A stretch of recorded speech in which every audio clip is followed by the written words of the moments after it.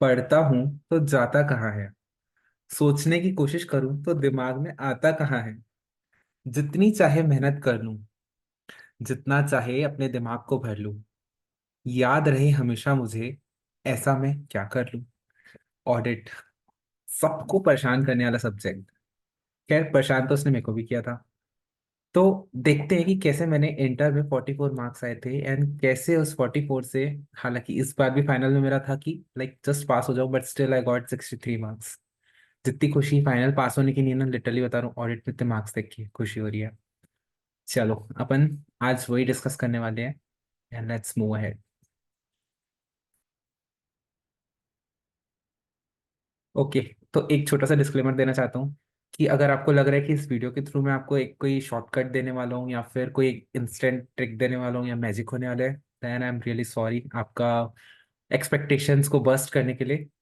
तो आप अपना समय बचा सकते हैं, बट अगर आपको लगता है कि नहीं, कुछ ऐसा इनपुट्स है कि हार्डवर्क के साथ थोड़ा स्मार्ट वर्क से भी मार्क्स लाए जाते हैं एंड आपको लगता है कि हाँ मैंने भी उसी तरीके से किया, देन यू कीप वॉचिंग।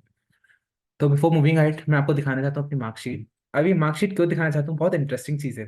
अब आप इंटर की मार्कशीट देखोगे ना, तो आपको दिखेगा कि यार ऑडिट में ऑडिट में 44 मार्क्स थे एंड EISSM में 46 मार्क्स, और दोनों सब्जेक्ट थ्योरी है, दोनों सब्जेक्ट रटने वाले हैं एंड बाकी अदर सब्जेक्ट्स में मार्क्स कंसिडरेबल थे।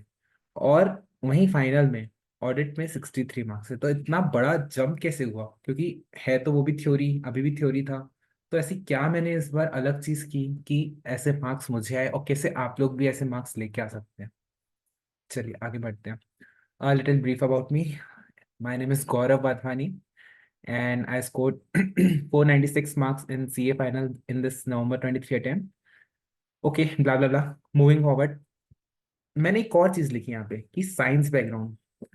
अब मैंने साइंस बैकग्राउंड इसलिए लिखा है यहाँ पे क्योंकि मैं स्पेसिफिकली आपको बताना चाहता हूँ कि मैंने साइंस ली थी क्योंकि मेरे को रटना बिल्कुल पसंद नहीं था, ना मुझे हिस्ट्री पसंद आती थी, ना आर्ट्स में इंटरेस्ट था, ना मेरे को बायो रटाती थी।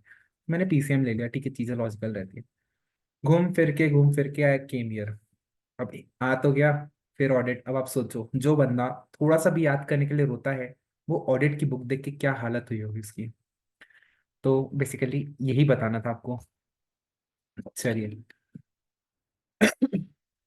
ये सब मार्क्स और ये सब जो दिखाया मैंने, ये इसीलिए दिखाया क्योंकि मेरे को आपको हाईलाइट करना था कि मैं साइंस बैकग्राउंड से हूँ और क्यों ऑडिटिंग से मेरा इतना कनेक्शन है। हालांकि आई ऑल्सो बिलीव कि यार हमारे जो वैल्यू सिस्टम है वो ज़्यादा इंपॉर्टेंट रहते हैं एज कम्पेयर टू टाइटल। तो आगे की जो भी जर्नी होने वाली है अपनी, या जो भी मैं आपको शेयर करने वाला हूँ, उसको आप यही माइंडसेट से रखिएगा। अगर आपके माइंडसेट ये कि यार नहीं, मेरे को मार्क्स स्कोर करने हैं, 60 70 प्लस लाने, देन थोड़ा सा हर्डल लगेगा, थोड़ा सा बर्डन भी लगेगा। बट इफ यू आर, अगर आपकी मेंटेलिटी ऐसी, क्योंकि ये चीज मैंने लिखी थी अपने जस्ट एग्जाम के पहले, और शायद इसी फंडा, इसी फॉर्मूले ने मुझे काम करने में मुझे आगे बढ़ाया है। You can read it. चलिए आगे बढ़ते हैं। अच्छा, एक मैं चीज पूछना चाहता हूँ before I move ahead with the strategy और ऑल। आपको फोन जब खरीदने जाते हो या लैपटॉप खरीदने जाते हो, दो चीज जरूर चेक करते हो। उसका रैम क्या है, उसका स्टोरेज कितना है। अगर मैं रैम की बात करूँ तो 8 16 32, स्टोरेज की बात करूँ तो इतना था। अभी आपको छोटा सा एग्जांपल बता दो, सपोज मेरे को वीडियो चलाना है अपने फोन में, ये वाला, ठीक है। तो अगर मुझे ये वीडियो चलाना है, तो प्रोसेस क्या रहता है, फोन कहाँ से लाता है ये वीडियो? क्या वो रैम से उठाते हैं कि क्या वो स्टोरेज से उठाते हैं? अब आप बोलोगे ऑब्वियस सी बात है कि यार इतनी सारी स्टोरेज है, इतने सारे वीडियोस है, 258 GB में तो समाएंगे नहीं, तो वो जाते हैं स्टोरेज में। But at the same time आपको ये भी पता है कि वीडियो को प्ले कौन करता है। नो डाउट, स्टोर तो स्टोरेज करता है 256 GB वाला, बट प्ले कौन करता है? The answer is processing. आपका जो 8 GB का रैम है, वो प्ले करता है। तो कहीं ना कहीं एक इंस्ट्रक्शन दी जाती है फोन के द्वारा स्टोरेज को कि ओ भाई साहब, वीडियो निकालो। एंड वो वीडियो को ट्रांसफर किया जाता है प्रोसेसिंग में, रैम में, और रैम प्रोसेस करके आपकी वीडियो चलाते हैं। तो चलाता वीडियो रैम ही है, लेकिन लाता कहाँ से? स्टोरेज से। और स्टोरेज कितना बड़ा है, ठीक है। ये क्यों डिस्कस किया मैंने? वेल, रुक जाओ, थांबा थांबा, आगे आते हैं। Stages of study. बेसिकली अगर हम कोई भी सब्जेक्ट को उठा रहे हैं, स्पेशली अगर मैं ऑडिट की बात करूं, तो हमको करना कैसे है? हमको तीन चीजों का ध्यान रखना है। पहला, अंडरस्टैंडिंग, कि यार आप जो भी पढ़ रहे हो उसकी आप प्रॉपर अंडरस्टैंडिंग लेते हुए चलो। लर्निंग या मगिंग, जो भी वर्ड बोलो। प्लेन मगिंग कुछ नहीं होता है, तो इसलिए आई replace the word with learning. And the third and the most important thing, recalling. अब मैं ये क्यों बता रहा हूँ आपको, क्योंकि फर्स्ट और सेकंड तो सब करते हैं, सब के सब, मैंने भी किया था, इंटर में किया था, लेकिन मैंने थर्ड चीज नहीं की थी, और थर्ड चीज कोई नहीं करता है, रिकॉलिंग। और इस ऑडिट में या कोई भी थ्योरी सब्जेक्ट में पूरा गेम जो मेक और ब्रेक का रहता है वो होता है रिकॉलिंग का, जो कि कोई भी ध्यान नहीं देता है। तो उसको करना कैसे है, उसमें करना क्या है, रिकॉलिंग मतलब क्या। हाँ बता, लेट्स मूव अहेड, सब बताऊंगा। चलो, ठीक है था। हाँ, बेसिकली अपन ब्रेन में घुस के देख रहे हैं कि रिकॉलिंग का मतलब क्या होता है। चलो, इमेजिन करो ये आपका ब्रेन है। तो आप बोलोगे ब्रेन है, इतना गंदा और इतना काला और इतना खाली। ऑफ कोर्स सी बात है भाई, तुम अभी तक पढ़े ही नहीं हो तो खाली ही रहेगा। जोक्स अपार्ट, सपोज ये जो डॉट्स दिख रहे हैं आपके, वाइट वाइट वाइट, ये आपके न्यूरॉन्स है, ब्रेन न्यूरॉन्स। और यहीं पे आपकी स्टोरेज, जो 256 स्टोरेज देखा था ना फोन में, तो ये बेसिकली आपका स्टोरेज। और जो ये डॉट्स है, ये मेमोरीज आपकी। यहाँ पे न्यूरॉन्स बेसिकली जो मेमोरी स्टोर करते हैं। तो एक चीज तो क्लियर लग रही है देख के, यूनिवर्स के समान हमारा जो ब्रेन है इतना वास्ट है। बहुत सारी स्टोरेज भी डाल सकते हैं अपन, 256 GB या बहुत सारी चीजें। ठीक है। तो एक चीज यहाँ पे मैंने बताई, ब्रेन भी वैसे ही वर्क करते हैं जैसे फोन वर्क करते हैं। भाई आज अगर अपन कुछ भी सोच रहे हैं या सपोज, तो वो ब्रेन कहाँ से उठाते हैं। तो ब्रेन के पास भी दो टाइप की मेमोरी है, एक स्टोरेज वाली है, एक प्रोसेसिंग वाली है। तो ब्रेन क्या करता है, स्टोरेज वाली से लिंक बैठाता है और उठाता है, और प्रोसेसिंग को देता है। जो भी अपन सोच रहे हैं वो कहीं ना कहीं स्टोरेज से उठा के सोच रहे हैं। देखो, अगर अभी आप मेरा वीडियो देख रहे हो और इस ब्रेन को देख रहे हो फोटो में, तो आपके दिमाग में ये ब्रेन की इमेज है। पर अचानक से मैं बोलूं कि आज सुबह क्या खाया था, जस्ट एक मिनट पहले क्या आप सोच रहे थे कि आपने सुबह क्या खाया था? नहीं। बट अब आप सोचने लगे कि आज सुबह आपने क्या खाया था, और आप उसको, आपको याद भी आ रहा है। तो कहीं ना कहीं आपने सुबह क्या खाया था वो कहीं एक जगह पे स्टोर है। ठीक है, आपके ब्रेन के एक पार्ट में स्टोर है। आप उसको लेके आए, आप लिंक बनाए, आप उस मेमोरी को लेके आए और उस मेमोरी को प्रोसेस किए और सोचने लगे। ठीक है। अब फोन के केस में क्या होते हैं, फोन कैसे लेके आता है उस वीडियो को। तो अगर आप वीडियो की डिटेल्स में देखोगे तो वहां पे लिखा रहता है कि कहाँ पे सेव्ड है, डेस्कटॉप के अंदर, सी ड्राइव के अंदर, इस फोल्डर के अंदर, माई फाइल के अंदर, एंड आपके नाम से सेव है। अगर मैं फोन को डायरेक्टली बोल दूं कि play my video, file name play my video, phone confuse हो जाएगा, बोलेगा है कौन सा माई वीडियो, अरे है कहाँ वो तो बता भाई मेरे को। तो अपन फोन को एक इंस्ट्रक्शन देते हैं, फोन इंस्ट्रक्शन देता है स्टोरेज को कि यहाँ यहाँ यहाँ यहाँ यहाँ जाना, वहां से डेटा फेच करना और उसको प्रोसेस करना। सेम हमारे ब्रेन के साथ होता है। अच्छा, मैं ये सब क्यों बता रहा हूँ, क्या अपन ऑडिट पढ़ रहे? नहीं, अपन ऑडिट को टच भी नहीं किए। तो ये बताने का मेरा मकसद ये कि मैं आपका पर्सपेक्टिव चेंज करना चाहता हूँ कि हमारा ब्रेन वर्क कैसे करता है। क्योंकि हमको लगता है चीजें हमको याद नहीं है, हमको सब याद रहता है। ये जो 256 जो भी का स्टोरेज दिख रहा है ना, वैसे ही हमारे ब्रेन का जो स्टोरेज है वहां पे सब याद रहता है। द प्रॉब्लम इज कि हम वहां से खींच के उसको लेके नहीं आ पाते, हम फैच नहीं कर पाते, हम रिकॉल नहीं कर पाते हैं। जो कि हमको मेन जो एम्फोसिस रहेगा हमारा पढ़ने का वो इसी चीज पे रहेगा। I hope you got the just की फोन और ब्रेन के कंपैरिजन से मैं एक्सप्लेन क्या करना चाह रहा था। चलिए आगे बढ़ते हैं। पहला अपन आते हैं अंडरस्टैंडिंग में। मैंने आपको तीन फ्रेमवर्क बताए थे, तीन स्टेजेस बताए थे, अंडरस्टैंडिंग, लर्निंग और रिकॉलिंग। तो पहले अंडरस्टैंडिंग की बात कर लेते हैं अपन। पहली बात तो अंडरस्टैंडिंग मतलब क्या, क्या इंग्लिश टू हिंदी करने को अंडरस्टैंडिंग बोलते हैं, क्योंकि बहुत सारे टीचर्स अवेलेबल है यूट्यूब पे, या फिर I am not taking name, या कोई मेरा वो मकसद नहीं है। इट्स जस्ट कि आप अगर इंग्लिश टू हिंदी कर रहे हो उस चीज को, that is not the understanding, that's translation. And हमको रिफ्रेन करना है कि हम सिर्फ ट्रांसलेशन करते हुए आगे बढ़े, क्योंकि कहीं ना कहीं वो चीज भुला जानी है, वो चीज समझ में भी नहीं आनी है, एंड ऐसा लगेगा कि यार क्या ही चल रहा है। ठीक है। तो सेकेंड चीज है आपकी इमेजिनेशन। अगर कोई प्रोसेस डिफाइंड है, सपोज कोई आप ऑडिट का चैप्टर पढ़ रहे हैं या फिर सपोज पीयर रिव्यू पढ़ रहे हैं, ठीक है। पीयर रिव्यू में बहुत सारे प्रोसेसेस हैं, तो हमको प्रोसेसेस को सिर्फ रीड नहीं करना है, हमको इमेजिन करने हैं आंख बंद करके। ओ, ऑडिटर आएगा, अपॉइंटमेंट होगा, उसको रिक्वेस्ट करेगा, ये इसको, उसके बाद क्या स्टेप्स होंगे। बेसिकली आपको इमेजिन करना है कि आप एंटर किए हो, आप अंडरस्टैंडिंग ले रहे हो, आप क्लाइंट से बात कर रहे हो, आप मैनेजमेंट से बात कर रहे हो, फिर अपने टीम मेंबर को बुला रहे हो, फिर इंक्वायरी बैठा रहे हो। तो जो भी एक्स वाई जेड, स्पेसिफिक्स में नहीं जा रहा हूँ, बट आपको क्रक्स बताना चाह रहा हूँ कि इमेजिनेशन बहुत बहुत बहुत बड़ा रोल प्ले करेगी आपकी अंडरस्टैंडिंग में, ठीक है। अब रही बात flow charts. Flow charts is the best way you can understand anything. आप कोई भी सब्जेक्ट हो, इनफैक्ट मैंने सिर्फ ऑडिट में नहीं, आईडीटी, अपना GST, customs and at the same time law, बहुत ज्यादा फ्लो चार्ट्स यूज किए थे। उससे क्या रहता है ना कि इतना बड़ा टेक्स्ट, इतना ऐसा लगता है कि यार पढ़ क्या रहे, एकदम बोर सा, या इतने बड़े बड़े टेक्स्ट चल क्या रहे, एकदम पूरा दिमाग में इंफॉर्मेशन ओवरलोड हो जाते हैं। But at the same time आप सोचो ना, आप 2 पेज पढ़े, उसका आपने क्रक्स एक फ्लो चार्ट में बना लिया, आपको कितना टाइम लगेगा रिवाइज करने में? अच्छा रिवाइज छोड़ो, आपको जहां आप 2 पेज 2 बार पढ़ते, वहां आप एक बार फ्लो चार्ट में आपको चीजें याद हो जाएंगी। Big picture.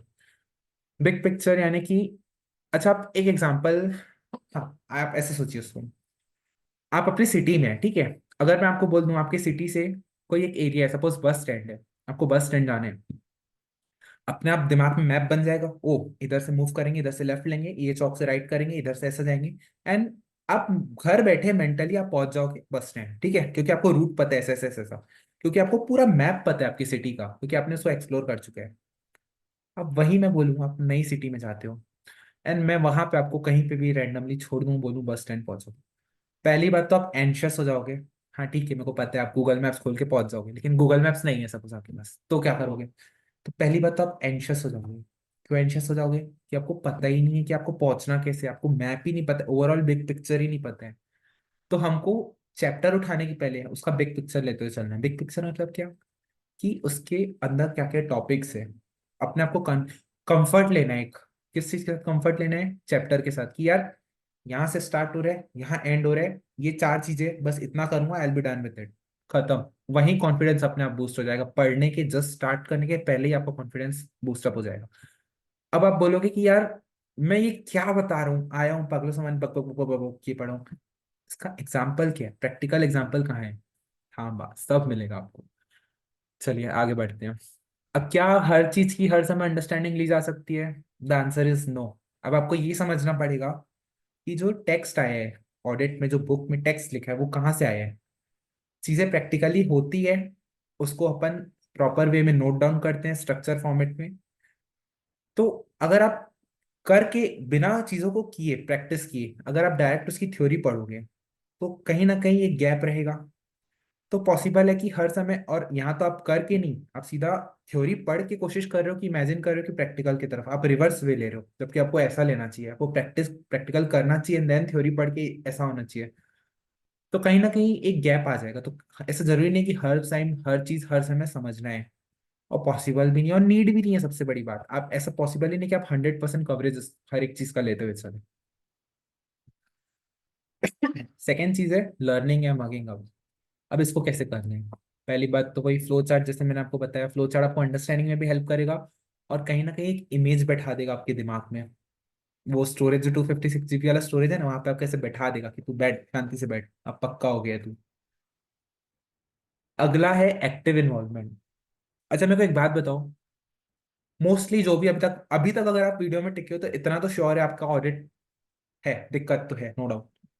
बट एक और चीज है कि आपको प्रैक्टिकल में उतनी दिक्कत नहीं जाती है जितनी आपको थ्योरी में जाती है, क्योंकि मैं अपने आप अपना मैं मान रहा हूँ कि आप भी मेरे समान हो, जिसको थ्योरी में गॉन केस है या प्रैक्टिकल में ओके ओके है।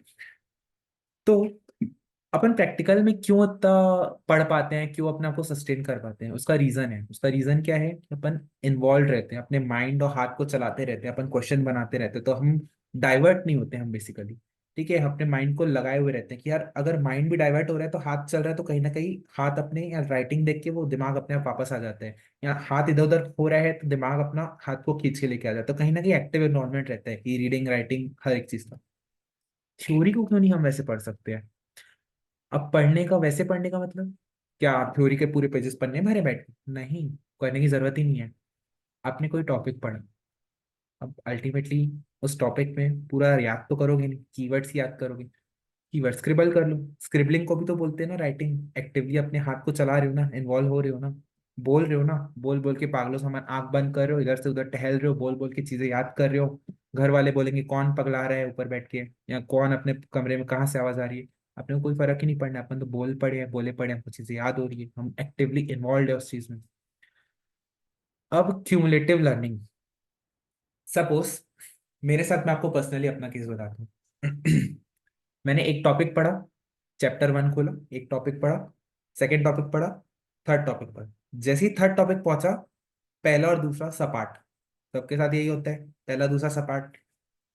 तो जब आप थर्ड टॉपिक पढ़ रहे हो या थर्ड टॉपिक को रिकॉल कर रहे हो, आंख बंद करके बोलने की कोशिश कर रहे हो, आप स्टार्ट करो फर्स्ट टॉपिक से। फर्स्ट टॉपिक से लिटरली बता रहा हूँ, आपके मल्टीपल रिवीजन हो जाएंगे, और आपको ऐसा लगेगा भी नहीं कि यार आप भूल रहे हो चीजों को, क्योंकि आप एक्टिवली क्यूमुलेटिवली उसको रिकॉल करते हुए चल रहे हो कि पहला पढ़ा, फिर पहला दूसरा, फिर पहला दूसरा तीसरा।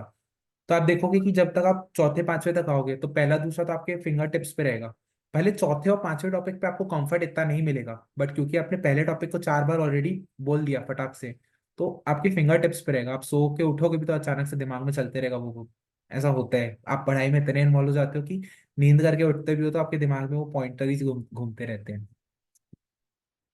हाँ, कीवर्ड्स बहुत बड़ा रोल प्ले करते हैं, no doubt. But the thing is कि लोगों को ना कीवर्ड बनाने का चुस्का लग गया एकदम, कि कुछ भी हुआ हर चीज को सिंप्लीफाई करना है। अरे भाई, हर चीज सिंप्लीफाई नहीं होती और करने की जरूरत भी नहीं रहती है।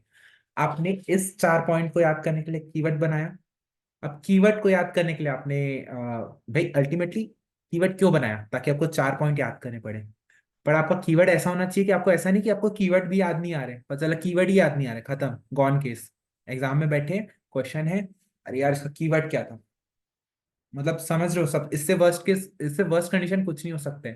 आप एग्जाम में बैठे, क्वेश्चन देखे, एंड आपके दिमाग में चला अच्छा ये तो इस टॉपिक का था, इसकी अंडरस्टैंडिंग, अगर आपकी अंडरस्टैंडिंग सही है तो आपको कीवर्ड की जरूरत ही नहीं पड़ेगी। नो डाउट कीवर्ड बहुत हेल्प करते हैं, बट कहने का क्रक्स ये कि एक्सेसिव इज हार्मफुल। क्या हर चीज को मग किया जा सकता है? ये सबसे बड़ा और सबसे इंपॉर्टेंट क्वेश्चन है। किसी भी फैकल्टी की आप नोट्स उठाओ, आपको लगेगा कि यार मॉड्यूल में तो इतना ज्यादा है, इसने तो 80% ही दिया है। तो मेरा क्वेश्चन आपसे ये है कि आप पहले वो आप 80% 100% याद कर, उस 80% को पूरा का पूरा याद कर सकते हो क्या? अगर हाँ याद कर सकते हो तो वेल एंड गुड, आप फिर बाकी की थ्योरी भी कवर कर लो। बट अगर उस फैकल्टी ने आपको सिर्फ 80% दिया है, तो कहीं ना कहीं उसने भी अपने आप को लिमिट किया है, कहीं ना कहीं उसने भी वैल्यू फॉर मनी वाली चीजें को कंसिडर करते हुए किया कि यार कौन सी चीजें इंपॉर्टेंट है।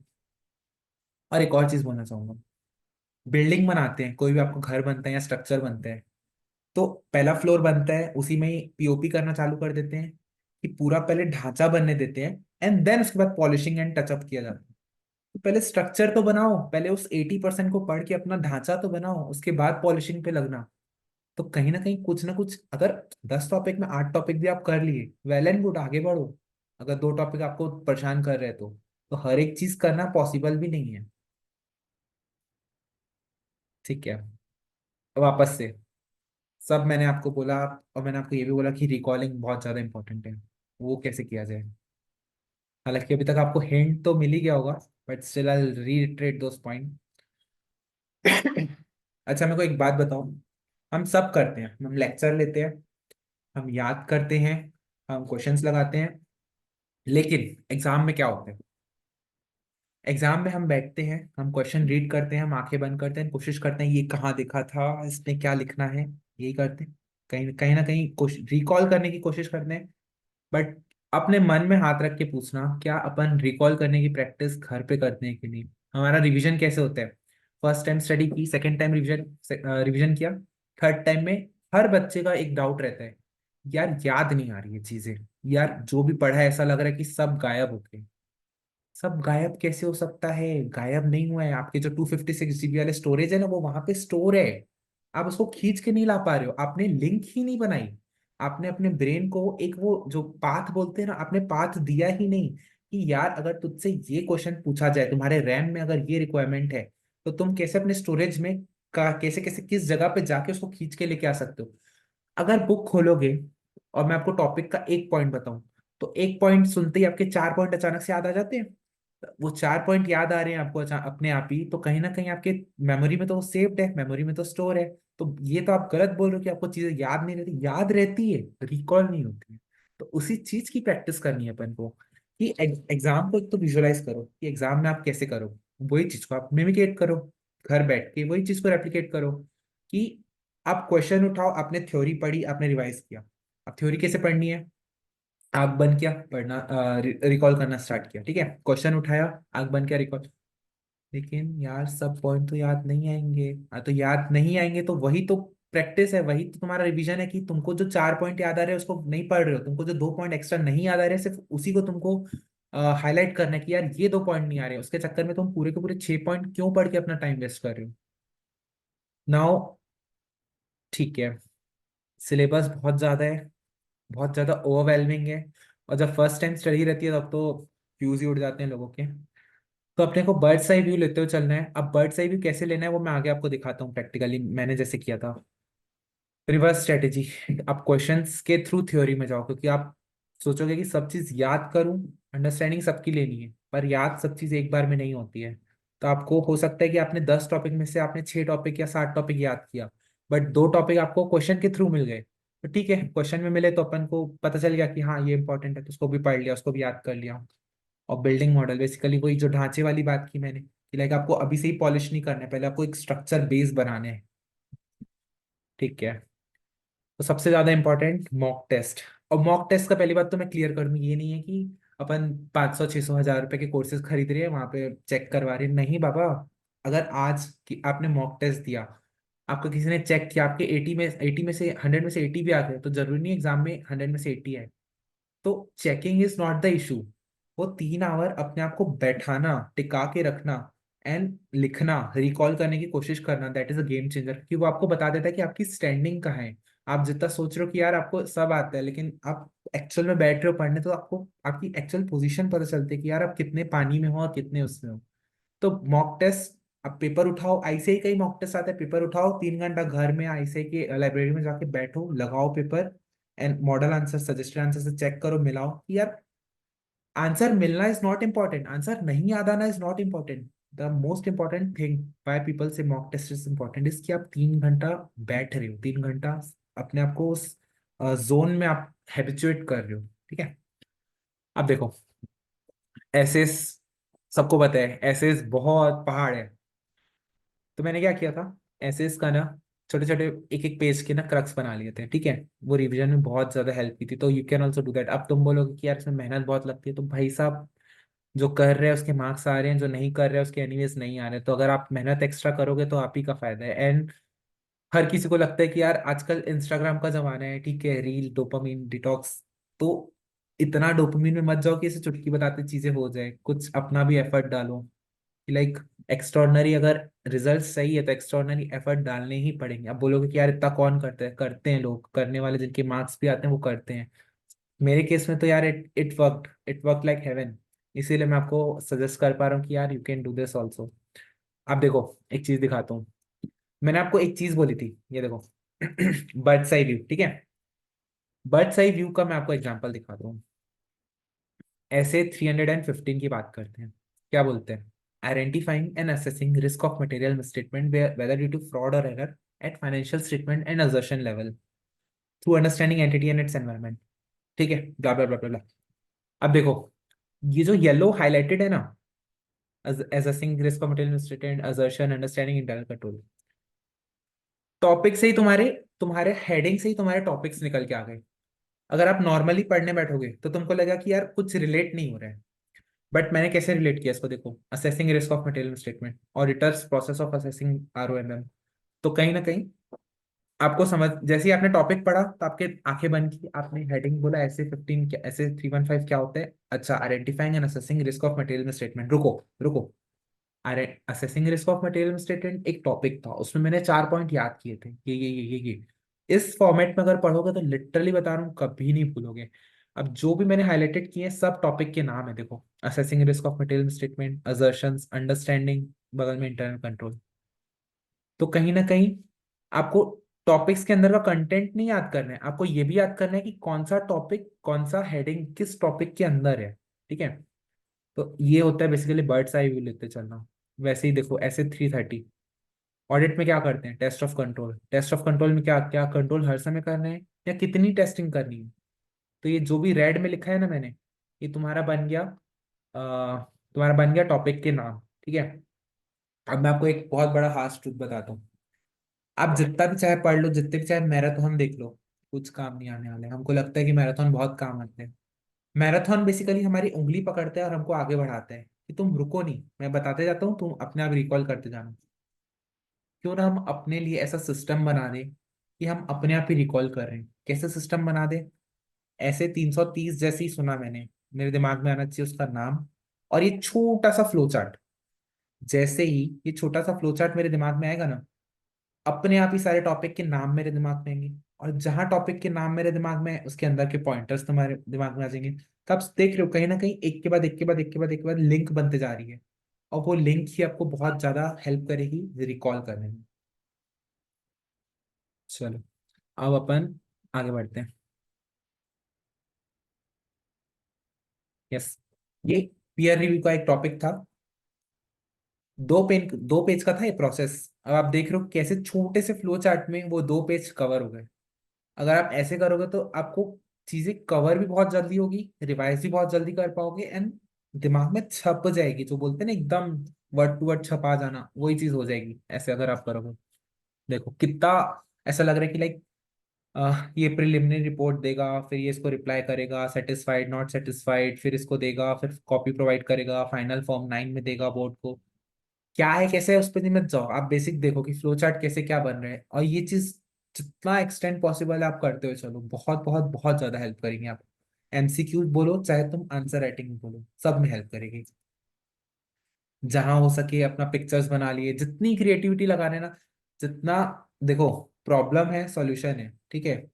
बोलते हैं ना, जहाँ चाह है वहां राह है। तो अगर आपको ऑडिट प्रॉब्लम लगता है तो आप ऑडिट को सॉल्यूशन भी बना सकते हो, आप अपनी क्रिएटिविटी लगा लगा के। आप छोटे छोटे डायग्राम्स बनाओ, आप फ्लो चार्ट्स काइंड ऑफ बनाओ, आप प्रोसेसेस बनाओ। तो वो इंटरेस्टिंग भी लगेगा आपको, एंगेजिंग भी लगेगा। और आप दिमाग भी चला रहे हो, लिख भी रहे हो, नोटिंग भी कर रहे हो, तो कहीं ना कहीं डबल ट्रिपल रिवीजन होती जा रही है आपकी। ठीक है। अब देखो ऐसे 705 तीन चार टाइप की ओपिनियन, 3 टाइप की रहती है, ठीक है। अब मैं बुक में पढ़ूंगा तो ये सब अलग अलग दिखेगी, पर जैसे मैंने इसको कॉलम वाइज बनाया तो मेरे को समझ में आया कि सबके वर्डिंग सेम है। मतलब तुम समझो एक चीज अगर मैं याद करूंगा तो मेरे को तीनों चीज याद हो जाएगी, सिर्फ एक एक एक दो वर्ड अलग अलग चेंजेस है इसमें। हाँ, अब बर्ड साई व्यू। ऐसे इसमें तो तुमने कर लिया भैया, चलो नोट्स नोट्स बना लिया, या चलो नहीं भी बनाए। चैप्टर्स का क्या, इतने बड़े बड़े चैप्टर्स का नोट बनाते बैठेंगे क्या? The answer is no. देखो, मैंने चैप्टर का बर्ड साई व्यू ले लिया। कैसे बर्ड साई व्यू ले लिया? PSU audit. पीएसयू ऑडिट कैसे? तुम्हारा गवर्नमेंट ऑडिट, ठीक है। गवर्नमेंट कंपनी क्या होती है? फिर कौन करता है? कैग करता है। तो कैग को कहाँ से आया पावर? कॉन्स्टिट्यूशन से आया पावर, तो कॉन्स्टिट्यूशन के सेक्शन लिखती है। तो ऐसे ऐसे करके लिंक बनाते गया। तो कहीं ना कहीं जब मैं पीएसयू उठाऊंगा, पीएसयू ऑडिट का चैप्टर, तो ये फ्लो चार्ट एक छोटा सा फट से मैंने रिवाइज किया और मेरे को अंदर की चीजें याद आती गई। क्योंकि सेकेंड डिवीजन में हमको रिकॉल करना रहता है, हमको वापस से याद नहीं करना रहता। याद हमने कर लिया और हमारे दिमाग में याद भी है। अब हो सकता है कि कुछ पॉइंट नहीं याद आ रहे, तो उसको फटाक से घुमा के देख लिए। रिवीजन में आप पूरा बुक उठा के घुमा रहे हो, दैट इज द फुलिशनेस। हाँ, रिवीजन में आप रिकॉल करने की कोशिश कर रहे हो, और जो नहीं याद आ रहे उसके लिए बुक उठा रहे हो, that is the smart work, और वही आपको रिटेन कराएगा लास्ट तक। ये चैप्टर का क्रक्स है बेसिकली। चैप्टर के टॉपिक्स का उसको लिंकेजेस है बेसिकली। सेम वैसे ही चैप्टर 2। बस इतना ही था। आई होप बहुत ज्यादा नहीं लगाओ। I try to summarize it well. अगर एक एक की टेक अवे अगर आप बोलोगे ना कि क्या लेके जाऊं यहाँ से, दल से कि आप प्रैक्टिस करो रिकॉलिंग, क्योंकि रिकॉलिंग कोई भी नहीं करते है। और रिकॉलिंग अगर आपने मास्टर कर लिया, then audit is a cake walk for you. So with this I thank you all for staying connected with me. और भी कोई अगर आपको डाउट्स हो तो प्लीज बताना कमेंट्स में, I try to address those, and बताना कि ये सेशन हेल्पफुल लगा कि ऊपर से गया।